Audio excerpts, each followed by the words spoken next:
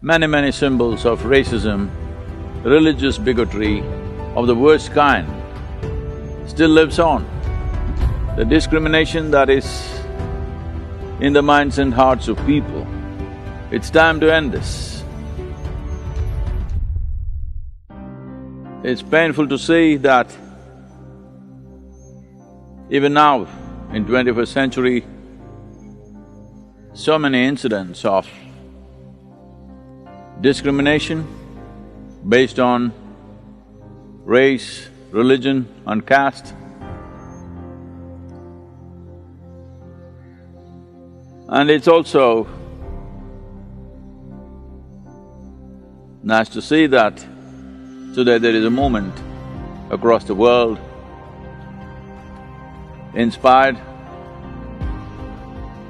by a terrible incident in Minneapolis. Well, these have been happening regularly.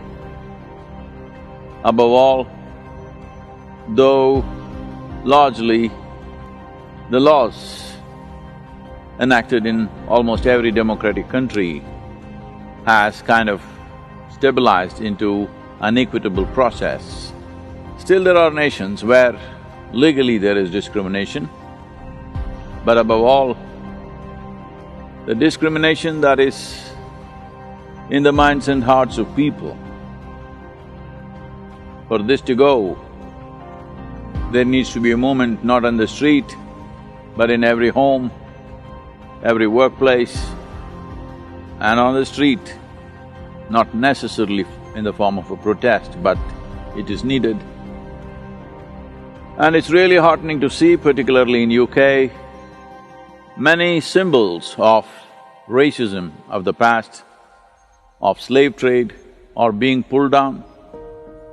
But still in India, many symbols of racism, religious bigotry of the worst kind still lives on. There are entire towns named after the worst kind of religious tyrants. Aurangzeb, who in his lifetime is estimated to massacre nearly 4 million people just on the basis of religion, imposing taxes on people who belong to a religion which is not theirs. Still towns are named after them, streets are named after them, statues of British imperialism, which essentially represented a racist attitude towards the Indian people, still lives on. Well, the great British hero, Mr. Churchill himself, a racist of the worst sort, engineered the Bengal famine, which took the lives of 3.7 million people, and when confronted, has the temerity to say that anyway Indians will breed like rabbits and make it up. Well, such people have been honored and celebrated in the world. It's time we set different standards for the coming generations. All discrimination, prejudice, in the name of color, caste and creed, it's time to end this.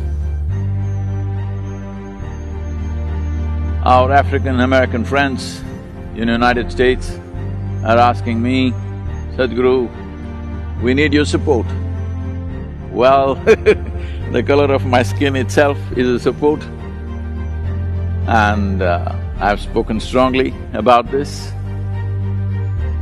But if you think I must take the knee, well, your clenched fist, if it is not directed against anybody, if it is only against prejudice, it is not against people of certain descent, but against prejudice against racism, against injustice perpetrated in the name of caste, creed and race, well, I will raise my fist also for you.